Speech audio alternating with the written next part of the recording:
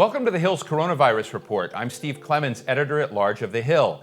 Each day we are interviewing consequential leaders in the battle against the coronavirus. By this summer, the Congressional Budget Office predicts that unemployment will be about 16% in the United States. With dismal projections like that, millions of Americans are worried about putting food on their tables. Right here in Washington, D.C., about 30% of the city's revenue is based on the service industry, including food service. Many of those workers have also filed for unemployment. With fewer operating restaurants, not only is there less money for lower-income people to buy the food and pay the rent they need to get by, but farm produce that was on the way to those restaurants is now being destroyed. Crops plowed over, milk poured out, piglets aborted. The farm-to-table cycle is under extreme stress and breaking down.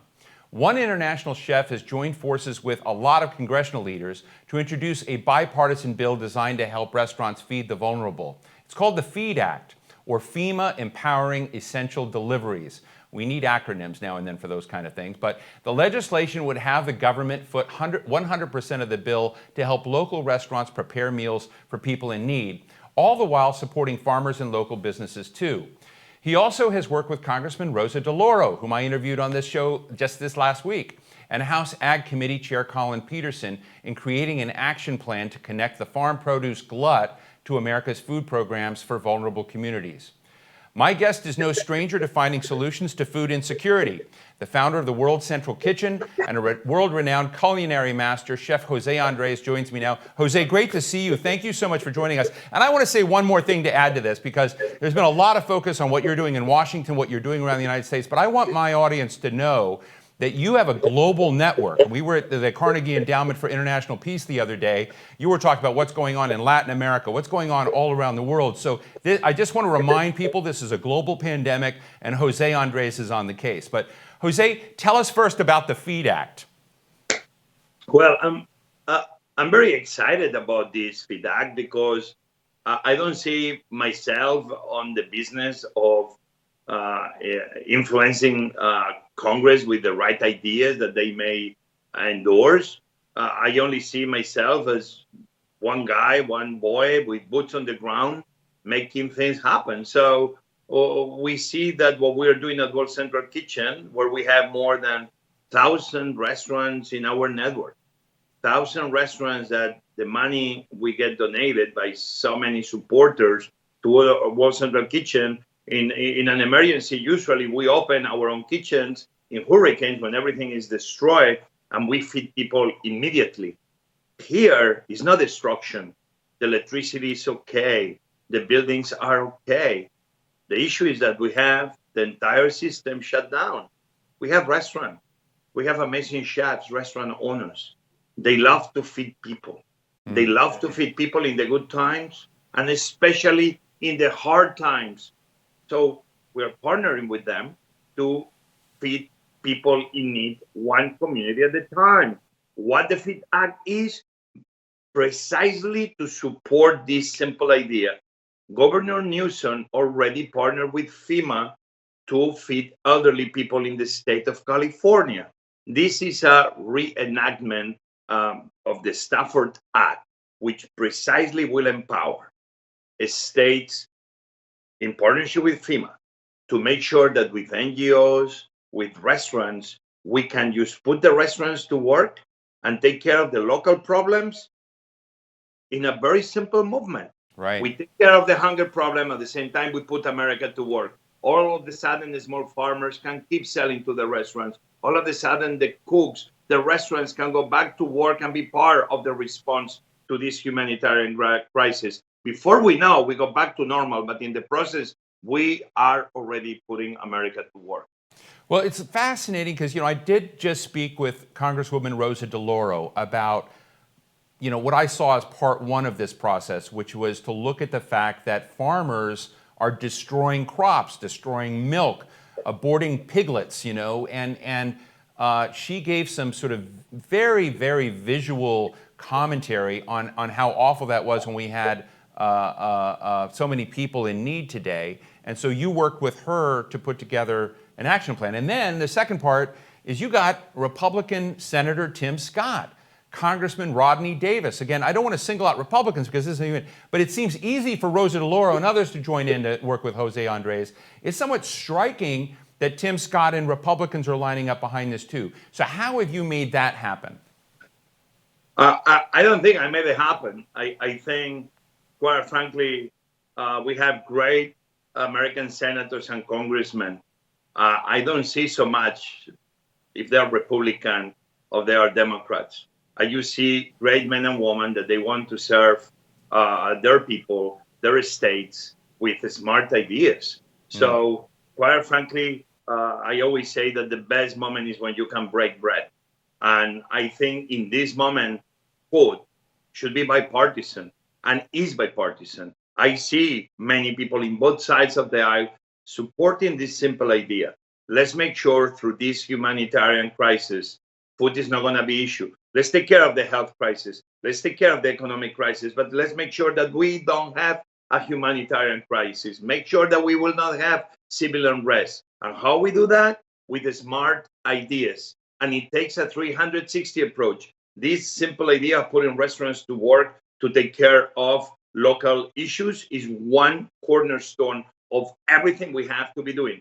Snaps, they should be released in more ways. They should be able to be used in restaurants for hot food. They should be able to buy produce online. They should be able to be used in supermarkets to buy fruits and vegetables. They should be used in farmers markets. We should making sure that when the federal government wants to try to help the people, the money doesn't go used directly into what I would say subsidies that sometimes is taking care of the problem. We should be making sure that we invest into the solution. We don't want subsidies to pay the farmer for food that is being wasted. We want investing into the system so farmers can sell to the federal government and in the process channel that food through food banks, through churches, through restaurants, through NGOs, through school systems.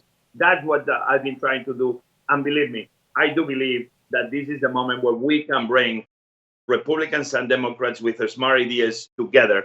America needs them to be working together, and food can be what brings all of them together. In the many times I've heard you speak, Jose, about large agribusiness in the United States, the subsidies it gets, et cetera, versus the small farmer, the local small restaurants and others. Do you think that there is a danger out there that the small players are going to be wiped out right now and that we need to take that very seriously? I'd just love to get, I've always heard you talk about the fact that we're pushing, the sort of highest quality food producers under the rug. And I want to know, how endangered are they right now during this time of coronavirus? I think we need to realize that any small business in America is in danger. Obviously, the one I know a little bit and I care the most are the food people of America. And the food people are more than just the cooks and the waiters and the sommeliers in the restaurant. Restaurants very much we are the end of an amazing magical system that starts with our farmers, our fishermen, our cow and lamb producers, our egg producers, those men and women that work the lands, that provide to us the goodness of the earth. And many of them, they are small businesses. People forget that the vast majority of people that work and own businesses are the small business of America.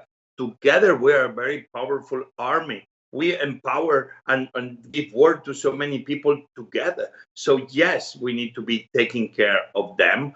They don't want our pity. They want our respect. The way that Congress, the way the White House should be showing respect to those men and women is precisely putting good ideas supported by the federal government to make sure that those small farmers don't go under the water. And how you do this? Making sure that we recognize that food it's a national security issue.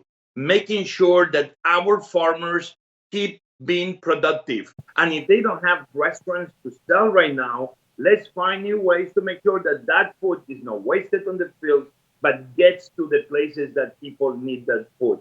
And already the system, we don't need to reinvent them. They've been created. We know how food goes from the farm all the way to the restaurant or to the house of people. Let's only keep investing to make sure that the distribution systems don't stop, and we make sure that every American in need will have a plate of food. In the process of solving the problem, you solve every other problem, because this is a 360-degree problem with a 360-degree solution.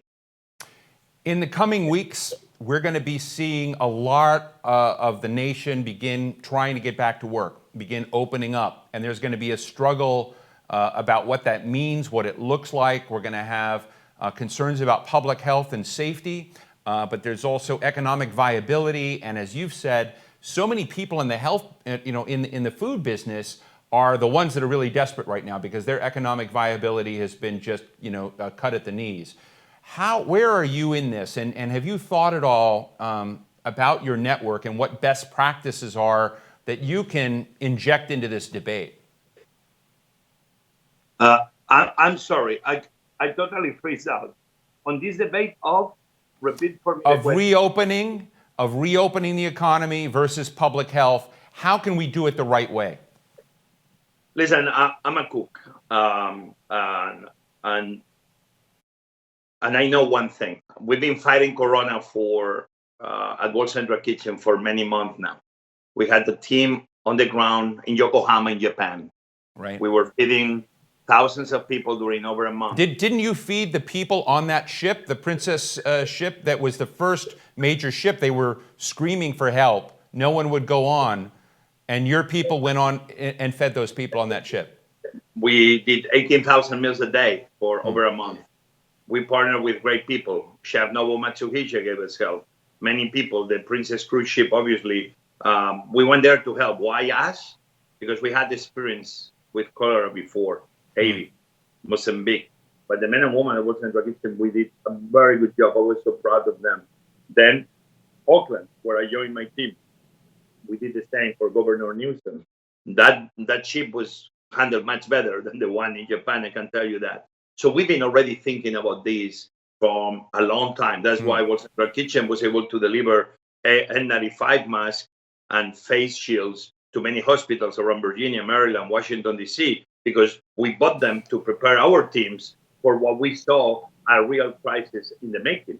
We didn't realize that we will be having a stock to be providing hospitals with N95. So what I'm trying to say with this is we've been thinking a lot about everything. So in my restaurants, I remember I was one of the first ones to close them, but they say, I'm not closing, I'm closing the restaurant, but I'm reopening as a community kitchen. And very quickly we work in the HACCP, what is the right health protocol to protect the teams, to make sure that nobody will be sick, nobody will be spreading the virus, making sure that the food will be handled in the right way, creating the takeout system, creating the delivery system. And we began sharing all these knowledge with anybody that was interested. So if you ask me as a father, if you ask me as a husband, as a friend, as a leader that has to keep my employees healthy, it's very simple. When I closed my restaurant, I was able to be taking care of everybody, full salary, full benefits for over 5-6 weeks. Because my main role is I don't know what's coming, and we need to adapt. So the best way to be a leader is to stay home because I don't want you sick. And so I would say that I want to open my business. I cannot wait to go back to cook in my restaurant. I cannot wait to have my street and my restaurant full of people. But the reality is that we have this virus, that if we don't handle this health crisis, our nurses, our doctors will die in a number that is not necessary. They didn't join to the medical services to die. They joined the medical services to take care of people, and that's the reality. So we need to be somehow conservative in the approach to reopening, but making sure that everybody is healthy and that we have the systems in place. So number one thing, why we don't have contact tracing already in place? We have all the information we want in these iPhones. Should not be a reason that every person in America should have already an app by now that we can do contact tracing immediately. In this DNA, used to think like nobody has come up with a system where if you're sick, And then you know very quickly who is being next to you. And we can be informing. And we can stop this virus in few weeks, not in few months. In few weeks, to me, makes me very upset. Because if we did contact tracing, plus the quarantine we've been going through, is no reason why we cannot get ahead of this virus. Unfortunately, we've been behind of this virus. And sometimes, I'm not going to lie to you, we have smart people. But sometimes smart people is not enough. We need people of action. And I feel our leaders in general has not been people of action with the necessities we needed right now. The emergency of now is yesterday. And in that sense, I do believe we fell. Jose, that's just very valuable, and I want to ask you just as we wrap up here. You're not just a chef; you're a great storyteller. I'm a storyteller. Anyone in this world right now is a storyteller. As you step back, who are the heroes you see out there that we ought to be paying attention to? Who are the villains that deserve to be known as villains? I don't think for me is the time now to talk about villains, but yes, I think of the hero. But I will say that I'm very sad in certain ways because we saw what happened in 1918 and 1919. And you don't need to be an MBA expert. You don't need to have a doctorate on public health. Just read what happened in 18th and 19th, over a century ago. Where are the lessons learned? Bill Gates was telling us over 5 years ago that the pandemic will be coming. President Obama was telling us 5 years and 6 months ago about a pandemic coming probably in 5 years. Everybody's been talking about this. We know what happened over a century ago. With the jungle, Upton Sinclair, we knew what happened in our slaughterhouses. If you think about it, everything that is compounding now, because everything is exponential, because when you have a little problem, everything else becomes bigger, has been things that humanity has gone through it before in the past. So I will say that everybody is being a bad person, a bad leader in this sense, because where are the learningships of the past? And why do we go to university and why we know about history? We know not to claim and brag that we are smart. We should know history so we can learn from the past and make actions, smart decisions today. So with this, I'm going to say that the heroes are many. Obviously, my mom was a nurse. My dad was a nurse. They passed away 2 years ago. I had some family members that right now they're nurses, that they are working in the front lines. All those nurses and doctors around the world, without a doubt, they are our heroes. But we have to remember the woman working on the supermarket, cashier, taking care of families, taking their orders and their payments. That woman right now that sometimes we didn't even care to look at her in the eyes, she's a hero. The guy of UPS and the post office, she is a hero. Those farmers right now, many of them undocumented, working on the farms of America without protection, bringing food to every supermarket so you and I, we can be providing food to our children. Those are the heroes. Those dreamers that right now they may be by a Supreme Court order put away from our country, but they show up every day to a hospital to take care of people that Americans that are right now sick.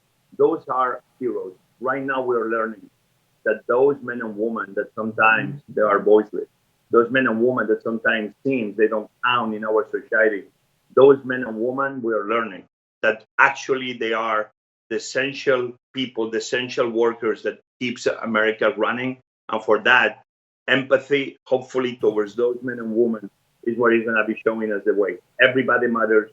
We need everybody. And a solution for the few must be the solution for the many.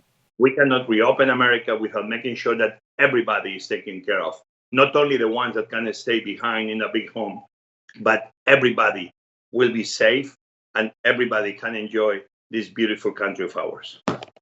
Well, with that, Jose, I want to thank you so much. I look forward to getting together with you in person. Hopefully at dinner at your house one of these days. We've talked about a long time, and when we're past this. But thank you for sharing your insights on these times. And I want to thank all of you for joining me today. We'll see you tomorrow. I'm Steve Clemons. Be well.